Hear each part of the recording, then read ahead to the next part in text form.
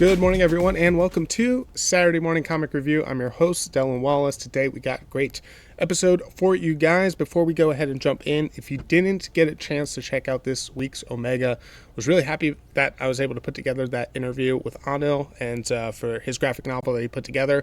Go ahead and check out that episode. That's like the first real legitimate interview I've done in like my podcasting career, if you want to call it. So it wasn't a paid gig or anything. I literally just reached out to the dude and it's like, I love what you're doing as a creator, trying to get your book out there.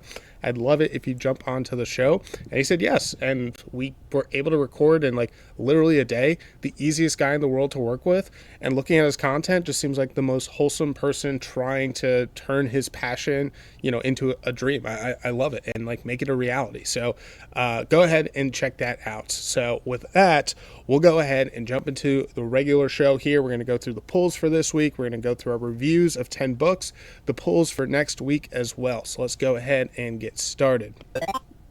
So before, of course, we jump into any of the polls, I'd like to go through the top 5 picks of the week thus far in League of Comic Geeks. So first, number 1 is Absolute Batman issue number 16. No surprise there.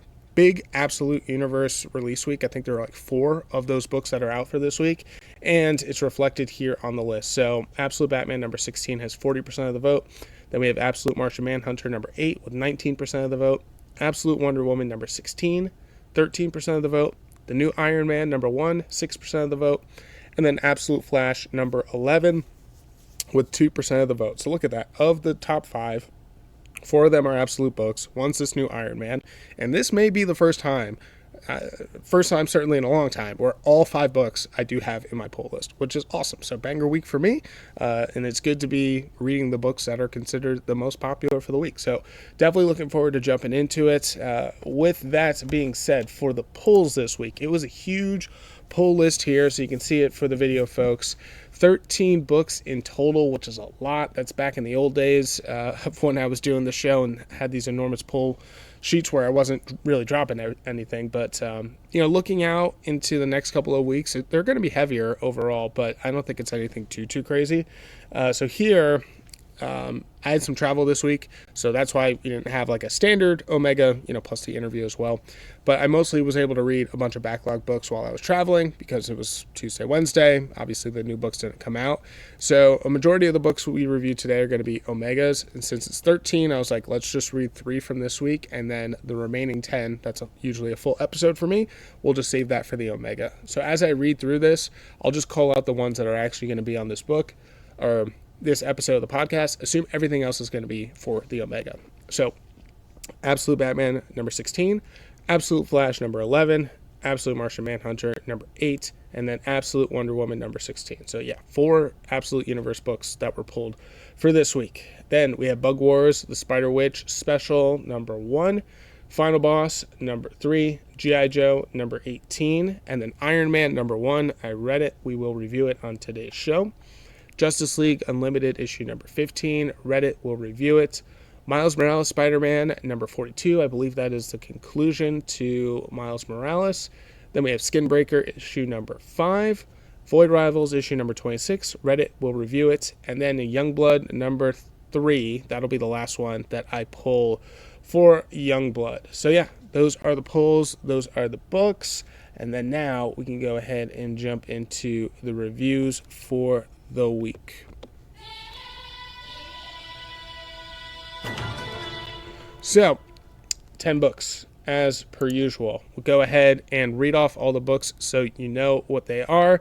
Before I read them off, if this is your first time tuning in, welcome. Appreciate you clicking the link. The way that I do this review is we'll talk about the story, get you kind of caught up on where everything is at. I do spoil the heck out of all these books, so just keep that in mind. If you don't want spoilers, it's just not going to be the show for you. But yeah, we'll get you caught up. We'll let you know if this is a good one to jump into, and then I'll give you my score on League. I'll give you the League score as well, and then we show off some of the artwork for the YouTube folks as well. So with that being said, the books here today in this order: Void Rivals issue number 26. Then Iron Man number 1, then Justice League Unlimited number 15. So that is from all this week's polls. And then everything else here is going to be a backlog. So we have Nice House by the Sea, issue number 4. Then we have The trade, Ghost Pepper, is really issue number 2 that we'll be diving into. Then we have Saga, issue number 47, I want to say. Actually, let me double check that. Is it 40? Yeah, it's 47. Then we have Poison Ivy. That's going to be issue number 16. I want to say for that one. Yep. Then Issunboshi is a graphic novel. We're going to be reading through chapter 2. Then Fables, issue number 158. And then Dragon Age. We got the second to last book in this 9 parts. It's going to be Dark Fortress, issue number 2. So those will be the 10 books that we review for this show. We'll start off with Void Rivals. And this is going to be part 2 of 6 in the Quintesson Wars. So not necessarily the best one to jump into. I would actually more recommend that you jump into issue number 25 to go ahead and get started. But for this book, I gave it a 4. Lee gave it a 4.1. I was thinking, probably a 4 was where it would be at. It's a really good action-heavy book. So this war is underway here. The Quintessons have attacked both the Zeratonian and the Aragorian side of the planet. The Zeratonians attacked literally the throne room of their kingdom, and then the Aragorians, they saw everything that was happening, so they came in not more to support, but more to spy and see what was happening, and then simultaneously their homeland was being attacked as well. So we open up this book here with Derek. He's up in space. One of his buddies' ship crashed, and he sees the body, so he goes to try to retrieve it. He's able to get to it just in time. He is then pushed from another comrade from his plane to get back into his own original plane, and then they head back to base. So they're safe, you're good to go. So nice little action scene we had there. Then the Quintessons that landed in the Zeratonian throne room. The leader comes out, explains who they are. They're like, hey, we want this planet. You can surrender now, unilaterally. We'll just take you as prisoners. If you don't, we're going to destroy all of you. The Zeratonians are like, I don't care. We're fighting to the end. And so no peace deal is made, and the fight is on. So Quintessons send out these kind of hellhound things. If you see the cover here, you'll get a visual of it. But think of if you played World of Warcraft, it's a Murloc is basically what it is, but they're purple with 3 eyes on them. And so that's what's attacking all the Zeratonians and the Aragorians as well. And then at the very end of the book, we go back to the Aragorian side where Derek has landed, and they're trying to get the lay of the land as this war is starting to unfold. And Celia comes up from out of nowhere. Remember, she was in the center of the planet, and Zerta, who is one of the Cybertronians, is like, hey, I need to use you one more time. So she pops up out of nowhere, zero explanation, right in front of Derek, and Celia's like, I can get this to your father, come and follow me. And so reaches her hand out. That's the cliffhanger and the end of this issue. So it's a good book. I enjoyed it. Can go ahead and jump into the artwork here. Void Rivals continues to hit for me. So I am loving the original story that we have between all these characters. Really good action scene. I think the Zeratonian throne room thing and how the dialogue was done there, I thought was pretty well done. Some funny elements, and then you have Celia at the end here trying to get to Derek so they can go try to save his father. So yeah, issue number 26, it's a good one. Again, Void Rivals, I gave it a 4. Lee gave it a 4.1. Then from here, we're going to go into Iron Man, issue number 1. Folks, obviously a good time to jump into this one. This Iron Man is very different from the last 2 that we had, where we had Invincible and I think it was just Iron Man as well. But this one is more of the Robert Downey Jr. MCU version of Iron Man. So if you're interested in that, that is awesome. I think a lot of folks who are really into comics are like, I don't need that. I already get it in the MCU. I don't need that in the comic book as well. But what the manager said at the shop, which is a pretty good point, is the other ones don't sell. Unless you do it the Robert Downey Jr. style, they don't fly off the shelves the way that you would want them to. So they tried to. Those both failed and didn't make it past, I think, issue 11. So here they are. It's like, all right, well, let's try it and do what we know that works. So it's good. We'll give it a go here. I gave it a 4. League gave it a 4 as well. Nailed it. I know. Thank you. Moving on. And yeah, the story here, and you could tell it is straight up Robert Downey Jr. It's written that way. He doesn't necessarily look like Robert Downey Jr. does, but like the dialogue is to a T. It is exactly how Robert Downey Jr. plays the character of Tony Stark. And so Tony Stark, he is it's kind of a flashback to when he's in the cave and he makes his way out the first time, but it's actually not him, it's some other poor schmuck, and it looks like they're simulating exactly what happened, and it's Madame Mask who's going to be our big bad. And so this guy was like basically given the same tools, and it's like, can you recreate exactly what Tony Stark did? And it looks like she's trying to find someone who's Tony Stark's equal intellectually, put under the same stresses and conditions, so she can somehow replicate it. So that all happens to set things up. Then we have Tony Stark. He comes in, it's straight up like, the Playboy, bombastic, over the top, big party, how everything is played out in basically the beginning part of the first movie back in 2006. And he shows up to this benefit dinner where he's giving out this award. It's called the Tony Stark Award, and it gives it to like an up-and-coming genius, basically.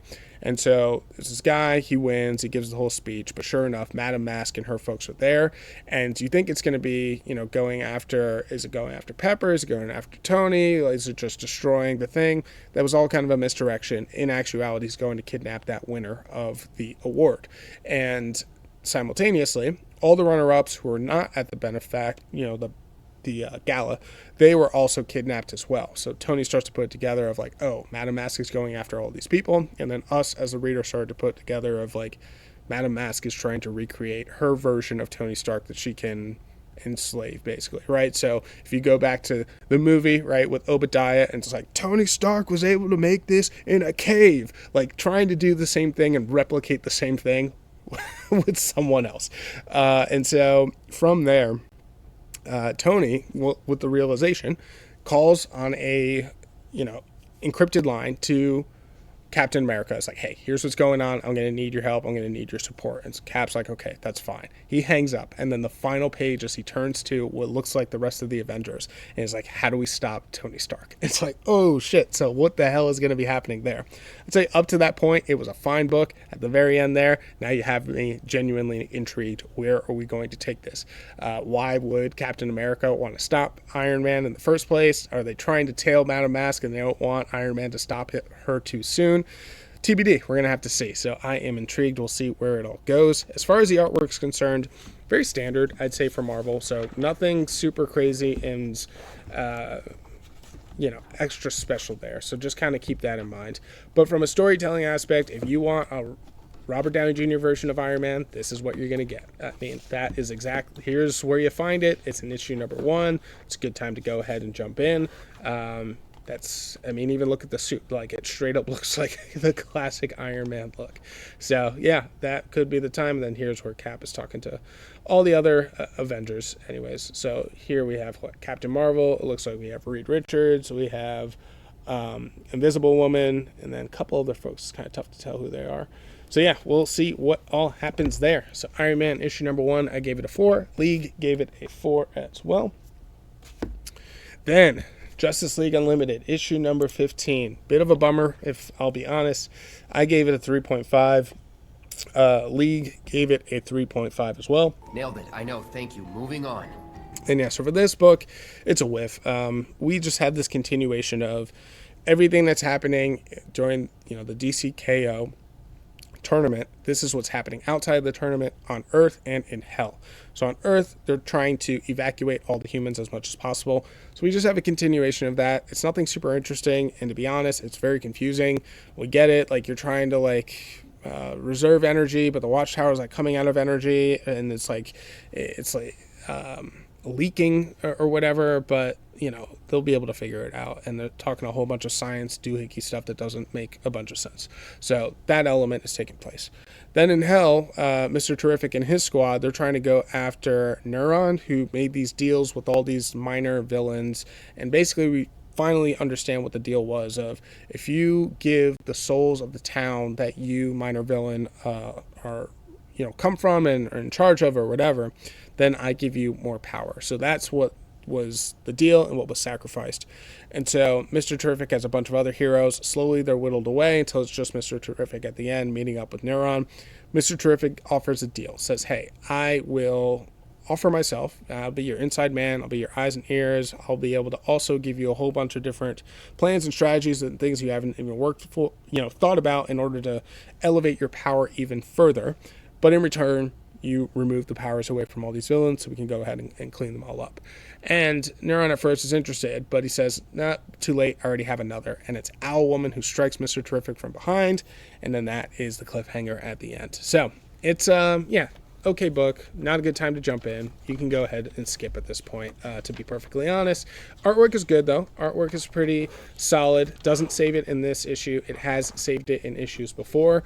Now we just kind of have a repeat where it's a bunch of gobbledygook, and it's not good gobbledygook, so it's unfortunate. And then you have a bunch of previews at the end here for like Galactic Slam, which I already read and reviewed, and then you have the AEW comic, which I am interested and super excited for. I think that's coming out next week. That'll be on the pull sheets. So that is a tie-in between DC and AEW. So yeah, that is Justice League Unlimited issue number 15. Again, I gave it a 3.5. League gave it a 3.5 as well. And that concludes the pulls for this week. So everything else is going to be a backlog. Next is The Nice House by the Sea issue number 4. I gave this one a 4.5. League gave it a 4.3.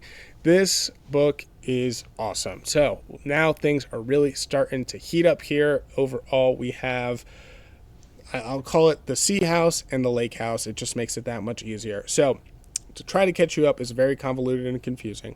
But what we have here is the Lake House is the original. You got to read all that before you go ahead and jump into this. You just do. But the Lake House, they had this guy Walter. He's an alien, or comes from like this alien race. They killed everybody on planet Earth except for a bunch of these biomes, potentially. We just know of 2. And Walter selected 10 of his best friends to be in this biome. But there's another alien as well that we find out, Max. And he or she, we don't even know, did the same thing, but actually did it correctly, where it was like 10 best representatives of human beings of each one of like these characteristics that they're looking for. So they want like a particular artist, they want a journalist, they want an attorney, they want a physician, they want all of that. And Max went ahead and actually found the best of the best that would fit together in this biome and do all this research or whatever. All except for one, Oliver. Oliver was also a childhood friend of both Walter and Max. And so, and the Lake House, basically the people living in it realized all what Walter was doing, and they decided to kill him, but Walter isn't actually dead. And the people in the Sea House, they are none the wiser. But there's this big thunderstorm, the biomes, they started to like collide with each other. So some of the Lake House people met up with Oliver in the Sea House. They were all childhood friends, so they kind of know what's going on here, and they were privy to what's happening. But at the very end of issue number 3, someone in the Sea House saw the other people enter into the biome. So now it's like, uh-oh, cat's out of the bag. They now know that something is going on here. So that was the end of issue number 3. Started issue number 4. The Lake House people, they go back to their biome, and they're trying to figure out a story. Because Max says they're going to come over and talk to Walter about everything. But remember, in the mind of the Lake House people, they think Walter's dead because they shot him. But they didn't actually kill him. It was just like an illusion as though he was dead. And so they're like trying to scramble of like, what do we do? How do we lie about it? What do we say? And basically what they come up with is like, hey, we found out about everything. Walter got really pissed off and we told him we don't want to see him ever again. And then presumably he left. So that's how they're going to lie, and it makes perfect sense. And that's how they'll keep it for that. Now on the Sea side of the house, the other housemates gather together for a meeting without Oliver and are like, hey, I know what happened. And the guy who found it, like, tells everyone. So they go to confront Oliver and are like, hey, we know what happened. We know what we saw. You need to tell us everything. Not only do you need to tell us everything, but now that we know that there's another house, we're assuming that this is some sort of competition rather than like we just have others just to have other, biomes. So we have to win. So in order to win, we got to figure it out. Otherwise, they assume that they're going to die. And their motives are very different than the Lake House people, because the Lake House people know that everything that happened, and they're kind of like, if we die, whatever, it kind of doesn't matter. But the sea people are under different circumstances and different constraints. So they have different motivations at the end of the day. And so Oliver is like, screw you guys, I'm not telling you anything. But in the sea house, they have this like modular thing that control like what people look like, their body type, their age, like everything, right? As though you're creating a character in a video game. And so when Oliver refuses to do it, the sea people are like, all right, take his legs. And the guy like does whatever on the little iPad thing, and it rips Oliver's leg off, and there's like blood spewing all over the place. He's like screaming at the top of his lungs. They're like, you made us do it the hard way. Take his mouth as well. And then his mouth just like buttons up until it's boom, it's like disappears. And it's like, holy shit, they're straight up just torturing the guy. So, and that's basically the end there. So we'll see what all happens. It is like shit is now hitting the fan in this book, which is wild. Go ahead and show off the art. Art's always been fine. It's never really been the crux. It's all been about Tynion and his story. You have another piece here too of like the fallout between Walter and Oliver. So they were supposed to go to the same college, and then Oliver doesn't show up. So Walter goes to like the admin and it's like, hey, I'm looking for this guy, Oliver. And you're like, oh yeah, actually looks like he withdrew and he's not going to the school. And then Walter like freaks out and shows his alien self in the admin building. It's kind of wild. So here's where like the legs are ripped off, and then here's where the mouth like suddenly like disappears. Like, holy shit, crazy stuff. And in the end, Walter shows up now as this dog. Again, the people of the lake house, they don't know that, but this dog shows up, and that's actually who Walter is. So he's still spying in on everything that's happening. It's a great book. It's a great series. You do have to read Nice House on the Lake before you read Nice House by the Sea, though, 100%. But I'm loving it. It's definitely worth it. 2 trade volumes, that'll get you through Nice House on the Lake, and then Nice House by the Sea, where in issue number 6, I believe number 7 comes out not next week, but like the week after that or the week after that. So you can catch up fairly easily if you wanted to. So again, Nice House by the Sea, I gave it a 4.5. League gave it a 4.3. Then we have Ghost Pepper, the trade here, volume 1. This is going to be issue number 2. I gave it a 4. League gave it a 4.3. I'm actually a little surprised that League is going a lot higher on this than I am. The art is phenomenal, for sure. It's more of like a Western style anime, and it's a big reminder of Battle Chasers. If I've reviewed those books, but if you're familiar with that art style, that's exactly what it is. And so for Ghost Pepper, it's just very slow. You know, Battle Chasers was an extraordinarily fast-paced comic of like, we're just going, the plot's advancing, we're going. This one, not so much. So we are in this post-apocalyptic Mad Max, more Mad Max than it is like cyberpunk wasteland. Our main character is Laloy. She has a food cart. She shows up. One of her customers is like being held not hostage, but like under arrest basically for doing something that we don't know. He reveals himself to be Ash, and it looks like there's this big standoff and they're about to fight.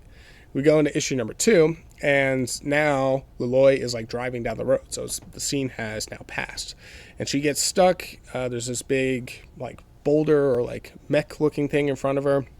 She can't move it, and then Ash comes out of the back of the car. It's like, oh, okay, so I guess they've linked up together, and he's like super powerful and strong, and he just goes ahead and lifts it up like it's nothing. He's like, by the way, what the hell happened? Like, why am I in your car? And so we get a recap of everything that happened once you had the standoff between Ash and the authorities, which are like these kind of like android looking, almost like pterodactyl android police officers, I guess. And you just basically get that Ash like flipped out, was losing control, and was attacking these guys, and he has like a little pet golem on his shoulder, and the golem like grew up into like this big monstrous robot and just calmed Ash down to the point where he was able to knock him out basically. They threw him into the truck and then they drove off. So that's a lot of what the story is basically that recap. But on top of that, this world, you know, it's all screwed up, but it was technically saved, and it was saved by, I want to get the guy's full title here. It was Batar. Great Batar is like who is the savior. And so Great Batar finds out that Ash is alive. And we don't know much about Great Batar, but he looks like he's living on, you know, very high on the hog and like treated extraordinarily well. He's got a family, kids, this, that, and the other. But as the reader, we're like, oh, there's something up with him, a little fishy. Like, why is he going after Ash? Ash is mostly our protagonist. Is it that Ash is the bad guy? TBD. But now he wants, you know, a search party to go after and try to bring Ash in So that's basically it. That is the story thus far. Go ahead and show off some of the artwork here so you can take a look. So here is Aloy, and where she's with the boulder. Ash comes out, and he's able to help, and he wants more detail on what exactly happened. And here's where the fighting kind of took place back at that camp where the food truck was all set up, and where they basically have to knock him out. And so, yeah, it's a interesting kind of book, and I don't know, I'm not fully convinced that I'm going to love this, but the art style is keeping me locked in. It's just kind of slower paced, so we need it to reveal itself a little bit more before we finally get there. So yeah, that is Ghost Pepper, issue number 2. Again, I gave it a 4. Lee gave it a 4.3. And it's kind of hard to tell, like, maybe that was issue number 2, maybe bits of issue 3, because it doesn't have, like, you know, the page break in it of this is the end of this issue and the start of the next one. So I'm kind of going based on context there. So next up, we're going to continue with Saga, issue number 47. So this issue, I gave it a 4. League gave it a 4.5. League stays giving Saga a 4.5 or higher. It's a good issue, though, but it's a complete sidebar from everything that we've been doing recently. So Marco and Alana, they're on this abortion planet trying to remove the fetus that unfortunately died, and so that is all taking place. Now we have the Will, who is a freelancer, which is basically like a mercenary assassin. He's been kidnapped by this diplomat here, who you can see here on the cover of what she looks like. And oh, no, you can't. I'm sorry. I was on the wrong page. Now you can go ahead and see it. And so she has him kidnapped, and we find out the reason behind that is because the Will killed her fiance all these years ago, and now she's trying to get revenge on him. So she is torturing him, has him hooked up to this like memory machine basically, and she can like flick through all of his memories, and she's torturing him by making him relive like the worst memories and nightmares of his entire life over and over and over again. But as she scrolls through all these nightmares, she comes across Alana and Marco, and that they have a child. And she's like, oh, wait, hold on a second. You're telling me that these two things can mate, right? We got the wings and the horns. They mate together, and there's this huge intergalactic war between these two species. If they had like a love child, it would create like a whole kind of crazy thing. And so she's like, wow, actually, you are more valuable to me alive than you are dead. This is a huge gold mine. I'm going to keep you alive, and we're going to do something with this information. So now further and more people are, you know, finding out the secret of like, this is a possible and yet another person that's going to be hunting down Marco and Alana. So TBD where it all goes from there. So let's go ahead, show off some of the artwork. As always with Saga, you got to be careful when you're flicking through stuff here. So we show the Will and his screwed up childhood as well, him getting tortured, him with his fiance as well, all the fighting that kind of takes place there, and then yeah, the memory that basically unlocks the fact that you know, the Will knows about Alana and Marco. So yeah, Saga issue number 47. It continues to be great. This is volume 8. I think we only have 1 or 2 more before we're done. Let's see. Oh, it doesn't say. I think we only have a couple of more before we're into volume number 9, and then from there we would be done with the anthology at that point. Yeah, I can't tell. But yeah, from there we would then get into volume 9, be done with the anthology, then just the singles from there. So one more time, that was Saga issue number 47. I gave it a 4. Lee gave it a 4.5. Next up here is going to be Poison Ivy issue number 16. So this issue would actually be a really good one to jump into, but I'm reading through the trade here. So issue 16 is kind of the start of a new arc. We just wrapped up Poison Ivy working with Killer Croc to stop Undyne from building this condominium that was screwing up all the sewer pipes. So now we have Poison Ivy basically, you know, trying to adjust to life in Gotham, and she's having these nightmares where people she passed along the way in the first volume when she was trying to send this virus throughout the country, basically COVID style, and like trying to eradicate everyone. She didn't realize just how contagious this virus was, and how long it was gestating within people. So people she didn't even intend to infect, but she would come across their path while she was in a grocery store or like at a gas station or whatever. They also caught it, and it's gestated to the point for so long now where they're starting to get all these lesions on their skin, and they're starting to like sleepwalk. And when Poison Ivy is having nightmares and dreams, and they're having nightmares and dreams, they're like linked together now, and it's come to the point now where all these people are basically like zombified, and now they're all walking towards Gotham, and like a bunch of them are on the horizon, all heading towards Poison Ivy. So now she's going to have to deal with this whole army, and as it attacks Gotham, I'm sure Batman's going to be like, what the hell, you're sending your army to attack? And she's going to be like, no, it's not me, it wasn't my fault. I can just imagine that's exactly how it's going to go down, but maybe I'll be pleasantly surprised, because that seems a little too predictable, but TBD. So it's a interesting story, but has the high probability of it being extraordinarily predictable, which is the only thing that I'm afraid of. But still enjoying it. Artwork is still excellent. Go ahead and show that off now, where we have perfect. Here's where the guy's having the nightmares. I think she runs across him here at this grocery store. He starts like itching and stuff, but keeps going to work, yada yada. Then the nightmares, which was like awesome, seeing Poison Ivy there, and like all the different colors that they use, from the reds and the oranges and the yellows, and like it's both like a fantasy land, but then also a nightmare at the same time. Undyne's there as well, having some connection there.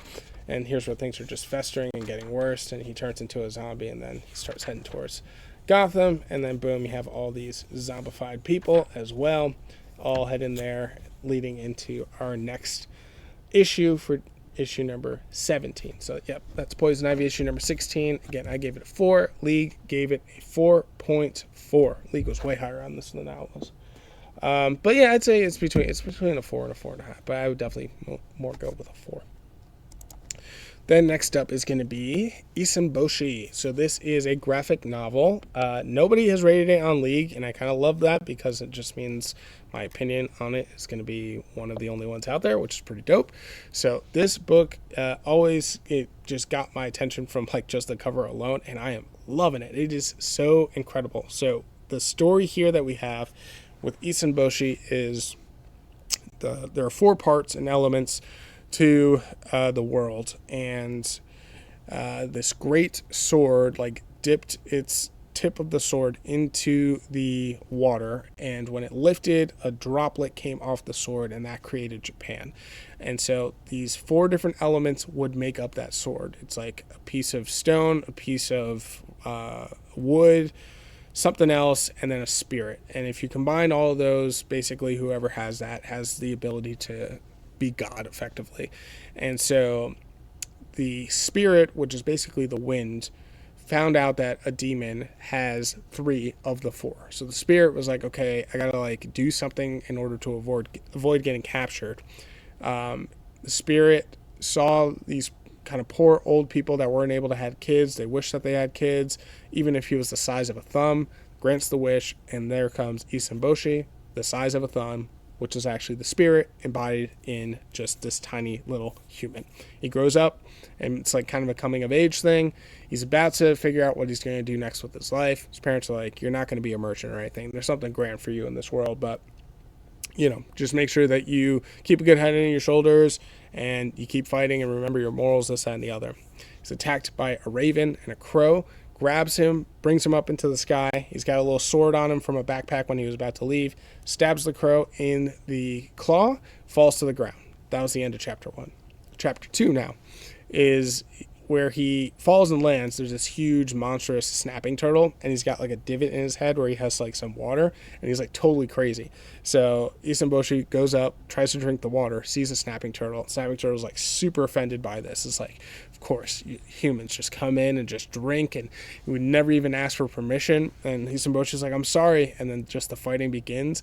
And as they fight, that snapping turtle goes to hit him and spills some of the water. And then he starts flipping out that the water was spilled. So the fighting continues, and it looks like Issunboshi is going to be completely taken out by the snapping turtle when a sensei comes in and helps him out. So saves him there, brings him to his home or whatever and explains everything that's happening to Issunboshi, who you are, how you have these 3 other elements to the sword. You're the 4th and final one. We have to train you because you're going to have to fight him, basically, is what it's going to come down to. And we're going to do the best to prepare you. Very, very fast paced, almost like super speed montage. We got 2 other people that are helping him out. And then we get towards the end of the chapter, and the sensei is talking to one of the trainers. And the trainer's like, why didn't we do this from the beginning? We knew from day one that this was going to happen. Why did we allow him all these years where he could have been training, but he was living with that family? And the sensei is like, he had to have that childhood because he has to have something that he'd be fighting for. Has to have his parents, has to have the village, this life. He has to, have experienced that. Otherwise, he's just going to be this trained warrior and not really have a purpose behind it. So I thought that was a really nice, touching element that they added there. And so that's the end of chapter 2. Super excited for chapter 3. I'm loving it. I highly recommend it. It's an Oni Press joint, Issunboshi. Right now it's between a 4 and 4.5, I'd say. Probably leaning more towards 4 or 5. But we'll see how it all goes. So the next up is going to be Fables. Issue 158. I gave it a 4. Lee gave it a 4 as well. Nailed it. I know. Thank you. Moving on. And so for this issue here, things are finally coming together. So everyone is back in the forest. So we have this werewolf family. You got the mother and the father, and then the 3 kids. We have Peter Pan, basically, who's the big bad right now, and he's got Tinkerbell with him. Then we have Jack in the Green, who's also back in the forest as well. And then we have this demon that was freed by one of the werewolf children. And so I think that's everyone here. So Peter Pan's now back in the forest, and he wants to claim the forest for himself, and he is slaughtering a whole bunch of animals, right? So on his path of slaughtering the animals, the werewolves are playing some werewolf game, and one of the werewolves comes by and hits Peter Pan accidentally. And when he hits Peter Pan, he's embarrassed by it, and he's like, kid, now you have to die. The kid's like, what the hell? No. So he goes running away, sprinting away, and then as they're fighting and jumping and flying across the sky, the kid is like, hey, sir, you need to stop. And he's like, no, like, you deserve to die now because you've made a fool out of me. He's like, I'm not trying to protect against me. I'm trying to protect you. And it was like, wait, what? And then he turns into this huge, like, grotesque monster and attacks back, hits Peter. He gets knocked to the ground, and all the other kids see what's happening, and they, like, circle and kind of gang up on him. So that's one piece of it. The second element of the story is the father of the werewolves, and he's claimed himself to be like the king or whatever of the forest, sees all the slaughter that's happening, and so he's following the path of it, and he's like, no, this can't happen, this is unacceptable, this is my forest, and it always will be my forest until I decide to leave. And then the big demon that the daughter released shows up and is like, is that still so? So now there's this face off here between those two. And then Jack in the Green shows up, and Jack in the Green is like, oh no, I don't want to be back in the forest. And her companion is like this grizzly bear turned like grandmother, basically. She's like, well, why didn't you want to be here? I thought we wanted to go away from Earth. It's like, I did want to go away from Earth, of course, but the spell that I cast is like, send me to the place with the most danger. And boom, she shows up right there. She sees the werewolf, she sees the demon, and it looks like she's going to fight. Or like a fight that's about to go down, but her whole thing is she actually wants to go after Peter Pan. That's who she was going after in the first couple of issues before. So seems super confusing. It is confusing, but I've been reading this whole thing, and it's like, finally we're getting to like some good action here, and I'm really excited for it. So yeah, Fables 158, I gave it a 4. Lee gave it a 4 as well. Let's go ahead and show off some of the artwork here. We're getting towards the end of this one, which is kind of cool. There's 12 issues in this book here, and this is one of those, I just grabbed it because I thought it looked cool. But here's Peter basically going through the forest, killing a whole bunch of folks. Oh, Cinderella is basically explaining to her, she's a spy for the U.S. government, so explaining to her superiors why they decided to let Jack in the Green leave. It's basically like, hey, you said you didn't want these powerful magical people in this world anymore, so that's what we did, just banished her. And then here's where Peter is fighting one of the werewolf kids. And then Jack in the Green shows up back in the forest. The kids see all what's happening. They turn into these monsters. They strike Peter. He falls to the ground. So boom, he's all beat up and worse for wear. And then here is where the werewolf father basically claiming like, hey, I am the leader of the forest. Jack in the Green shows up, sees her as well. And then here's where the big demon is like, well, I'd like to challenge for the forest also. So 3 big bads, Jack in the Green, and then the kids all fighting, and we'll see how it all ends up. So yeah, Fables 158. Again, I gave it a 4. League gave it a 4 as well. And then last but not least is going to be Dragon Age Dark Fortress issue number 2. So this one, I don't believe League has scored, and I am correct. They have not. So I'd imagine by the time it got to this little mini-series, people are like, I'm kind of off this. But this book is pretty good. I enjoyed it. I gave it a 4. What we have right here is basically the penultimate conclusion to this whole arc in this story. So we're going after this weapon. It's called Red Lyrium, and it's hidden up in this fortress. So our party, which is made up of like a paladin, a rogue, a mage of some sort there, and yeah, that's basically the gist of it. They're trying to get to this Red Lyrium in this fortress. They found a way to get in from like a side entrance, so that's what the rogue goes ahead and does. She gets into the entrance, allows the rest of the party in. As they're going and making their way to the center courtyard, the paladin, he's older and remembering a bunch of bad memories when he was like growing up, and like, hey, we don't have time for this, you gotta focus. This whole thing is like, well, it's not even about what happened, it's what he decided to do. So he was ordered to leave and retreat while his king was fighting to the last breath, and what he decided to do is he wanted to go and save his king, but he hesitated. And when he hesitated, that's what then led to the king unfortunately dying. If he would have made the decision, he was under the belief that he was going to be able to save them. But the rogue was like, you can't, beat yourself up over that. That's not, you don't know what would have happened either way. So it is what it is. And you, in the end, you did make a decision, but unfortunately, it just didn't pan out the way that you wanted it to. So, after that little chat, they finally get to the courtyard. When they get to the courtyard, there's this ritual going on. So this red lyrium, I think it's like a crystal basically, but it can turn people into like this crazy wicked monster. But also in the courtyard is this dragon that's chained up. So the party is like, okay, let's free the dragon, create all this chaos. The dragon will then be, attacking, and then one of us can go in with the distraction, swoop in and grab the red lyrium. But while they do that and they come up with that plan, the orcs that were also attacking as well are attacking the main front door. And they've bust through and they are now flooding into the courtyard. Simultaneously as all this is happening, the folks in the courtyard are doing the experiment and the spell with the red lyrium. And it's like this person trapped in a sarcophagus, you shoot the red lyrium through, it transforms them, and then they become like this ultra powerful thing. So the party gets to the dragon, they free him.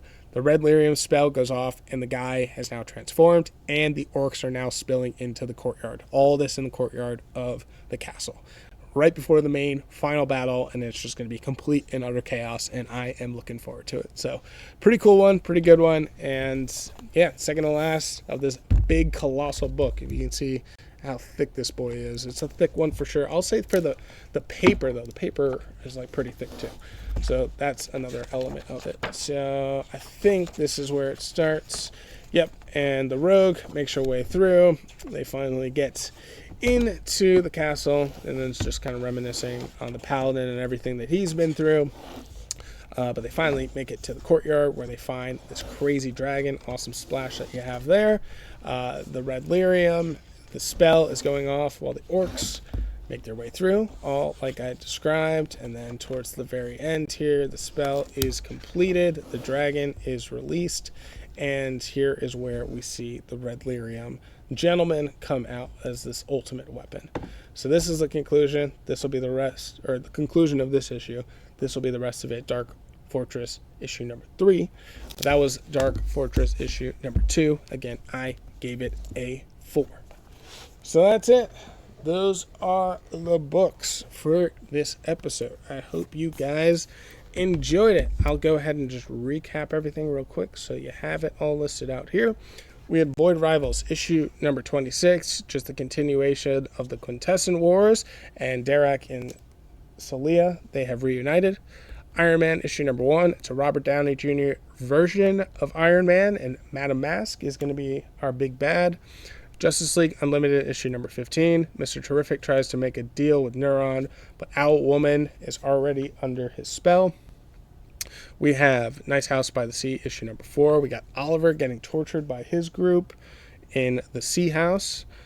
Ghost Pepper still kind of unfolding the world right now, but it's Aloy and Ash working together, but the Great Batar wants to get to Ash as well. Saga issue number 47, 48. I'm sorry, I can't remember. But we basically had the side story with the Will being captured by the diplomat. She now knows the secret. Then we had Poison Ivy issue number 16. The people she came across in volume 1 have now been zombified and are heading towards Gotham. Issunboshi chapter number 2, I should say. Issunboshi is now being trained by a sensei, getting him ready to have to face the demon who has the other 3 parts of the sword.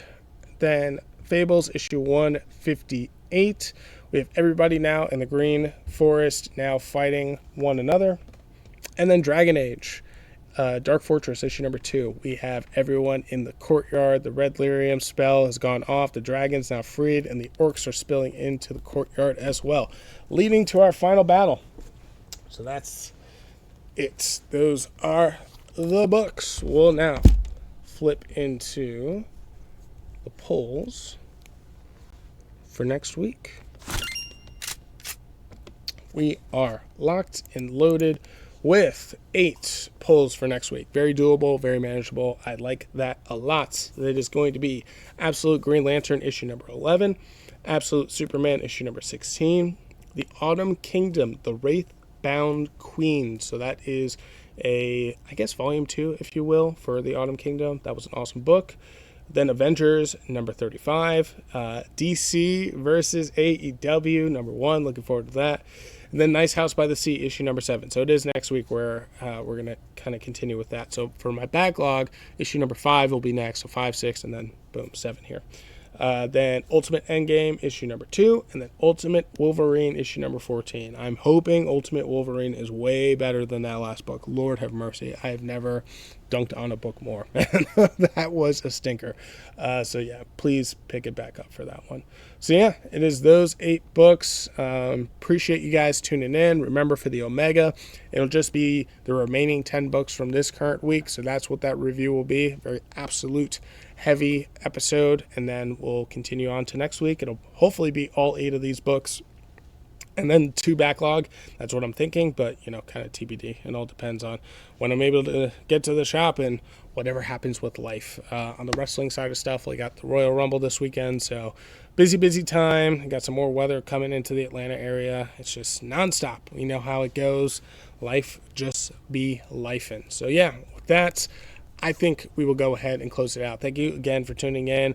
Check out in the description where you can follow the show on social media. And if you'd like to support the show monetarily, there's a link in there, buymeacoffee.com/SaturdayMorningReview. That is where you can help monetarily. Every penny, every dollar helps out. It would honestly just go towards comic books. So if you'd like to show some love and appreciation, that is where you can do that as well. So yeah, we'll close it out. Thanks again for tuning in. I greatly appreciate it, and I'll see you guys in the next one. Go, go, go, go.